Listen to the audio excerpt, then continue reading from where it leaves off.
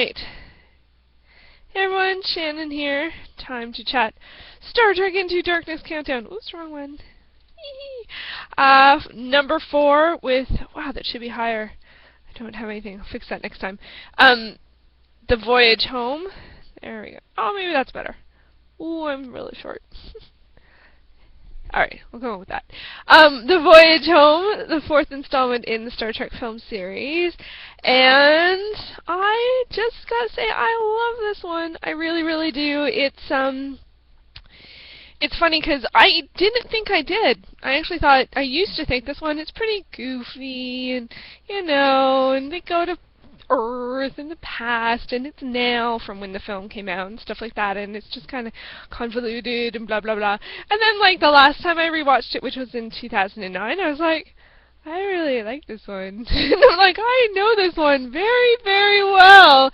And so I learned to re-love it, you know, because I don't know why I thought I didn't like it. I guess it's one of those things that I think at the time, and I did watch it in the theater at the time, although I actually don't remember the theater experience at the time, but I know like it was definitely something I would have seen with my family. And I did actually a little bit of history because it's from 1986, and I was thinking of what other science fiction films were there at the time, and so it's E.T. is 1982, so it's 4 years after E.T., and 2 years after The Last Starfighter, which came out in '84, and I remember seeing both of those in the theater. Last Starfighter scared the crap out of me. Oh my god, it really did. Anyway, so back to Star Trek for the Voyage Home. So, at the time, in 1986, the whole whale thing felt very messagey. And I get really anti-message movies in some ways. I do. And so, there's always this sort of like, oh yes, the 21st century, or the 20th century actually, you know, environment bad, everything was awful, blah blah blah blah blah. Like, so it's the sort of future view. And I actually love that Star Trek has the future optimistic vision, especially in terms of culture, like, you know, cultures working together and it not being an issue, which is really funny because it sort of explains away why they sent the Russian to the nuclear vessel. Or nuclear vessel, like honestly the most, like, everyone knows that. Anyway, wow, this is not very linear at all. That's okay. I began to love it. I know it really well, and you know, there's just something really special, and I really actually enjoy watching this sequentially, more so this time than the last rewatch I do, because this is one that I can just put in and watch. I can just watch it, don't really need it, but the context of the third film really helps. Like, you know, it's like, it explains why they're in a Klingon ship. It explains why Spock's a little off, or more off than normal. He's always a little off, you know, and so watching it in sequence really does help, and I don't normally do that because I don't really like the search for Spock, and it's not, for me, it's not a repeat watch. It's a sort of, you know, if you're going to do the marathon, you include it, but, you know, in terms of this one, I can watch anytime, but the bookends of it, I'm kind of like, I don't even really remember what they are. I remember the heart, the meat of it. We're there in San Francisco, and yeah, so that, you know, whales and all that kind of stuff. And this one, it's really funny, and I really appreciate that now, and I don't know how much I did then, because it sort of felt like it was making fun of the time you're in, but now that time has passed and you're looking back at something that's, how long ago was that, it's like 27 years ago, you know, you feel different about it than something like if someone was making fun of things now, for me at least, because often things that get made fun of are sort of fringe society type things, and at the time I usually think those are rather revolutionary, you know, or, you know, gutsy to do, and so, but it's an easy place marker in terms of time for, like, you know, reference in terms of time travel type stuff. So, and then, like, don't even get me started on the time travel. It's like, yeah, like, why don't they do it more often if they can do it here? And I just sort of, you know, just whatever, they can explain it, and I'll just believe it, and we'll just get on to the next thing. So, but because of that, I actually didn't remember sort of the beginning and end of the movie that well. Which is fine, because that's something nice when you do a rewatch. to gain more insight. You don't have to necessarily know it word for word. That can be a bit different of an experience. Anyway, so I enjoyed the humor a lot, and I really actually enjoyed one of the things they do very well in this film is each of the characters gets time. Like it gets individual time, special moments with each of the characters, which I don't necessarily felt we got with any of the third films. Like I think Chekhov definitely has some limelight in The Wrath of Khan, and of course you're always going to have the trio of Kirk, Bones, and Spock, but in terms of like Uhura and Sulu and Scotty and Chekhov, who he actually does usually seem to get some limelight, but not always, actually. Scotty usually does. Anyway, but in this one, they all do. They all can have a key moment, and at least one that is really special. And I think some of the Scotty stuff in this film is my favorite in the series, and I look forward to the scenes with him every single time. It's just so great. Like, he's just really funny. And that's one of the things that's nice, and sometimes hard to incorporate in a film because, often with the series, you can have different episodes dedicated or rely more heavily on each individual character, but in terms of a film, like sometimes it can get a little over full if you try and push that, in. But as an audience member, right, as people who only get to see the characters every couple of years, you want something from each of the characters because it is about the crew. As much as there is the trio, I don't usually think of it that way.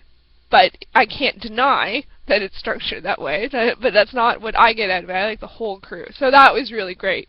Really, really great. So that's really one of the things I love about it. And I really, as I said, I remember it quite well now. And so I just like to sit back and enjoy it. And I'm actually really glad that I can get past the messagey part of it with the whole whales.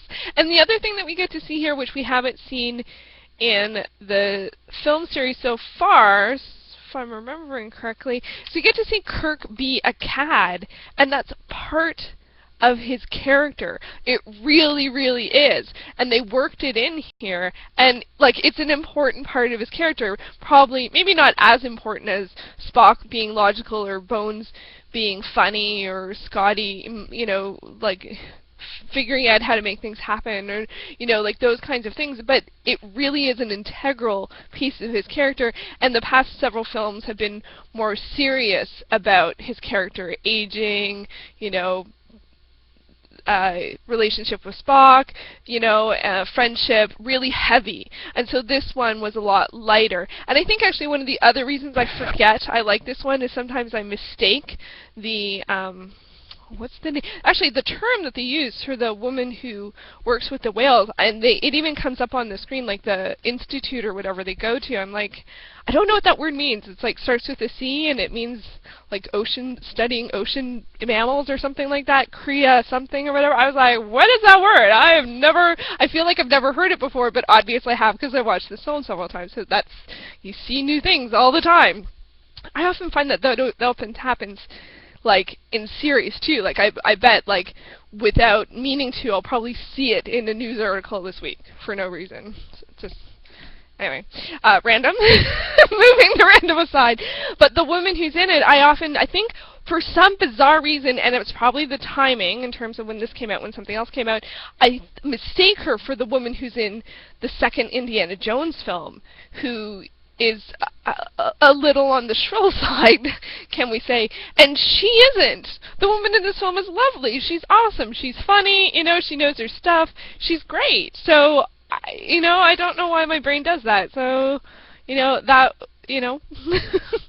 one more reason that I thought I didn't like it, but I do like it, because she's really cool. So, no problems there. So anyway, overall, really enjoyed it. Really enjoyed the rewatch. There's so many key moments I look forward to, and the comedy's great, and the